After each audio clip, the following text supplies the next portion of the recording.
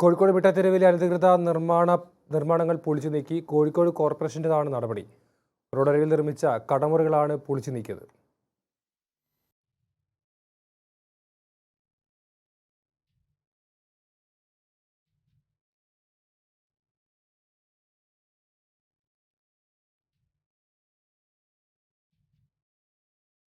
കോഴിക്കോട് മിഠായിത്തെരുവിന് സമീപം കിഡ്സൺ കോർണറിലെ അനധികൃത നിർമ്മാണങ്ങൾ പൊളിച്ചു നീക്കി. കോഴിക്കോട് കോർപ്പറേഷന്റെ നേതൃത്വത്തിലാണ് രാവിലെ മുതൽ പൊളിച്ചു നീക്കൽ നടപടികൾ ആരംഭിച്ചത്. താൽക്കാലിക നിർമ്മാണത്തിന് പകരം സ്ഥിരം നിർമ്മാണം നടത്തിയ കടമുറികളാണ് പൊളിച്ചു നീക്കിയത്. പാർക്കിംഗ് പ്ലാസ നിർമ്മാണത്തിനായി മലബാർ മാൻഷൻ കെട്ടിടത്തിൽ നിന്നും ഒഴിപ്പിച്ച വ്യാപാരികളാണ് കോർപ്പറേഷന്റെ അനുമതിയോടെ കിഡ്സൺ കോർണറിൽ കോൺട്രസ്റ്റ് മതിലിനോട് ചേർന്ന റോഡരികിൽ 3 കടമുറികൾ നിർമ്മിച്ചത്.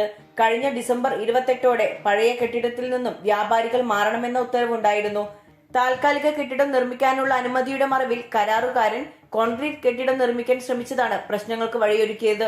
തുടർന്ന് കോർപ്പറേഷന്റെ അനുമതിയോടെ ഇന്നു രാവിലെ അനധികൃത കെട്ടിടങ്ങൾ പൊളിച്ചു നീക്കുകയായിരുന്നു.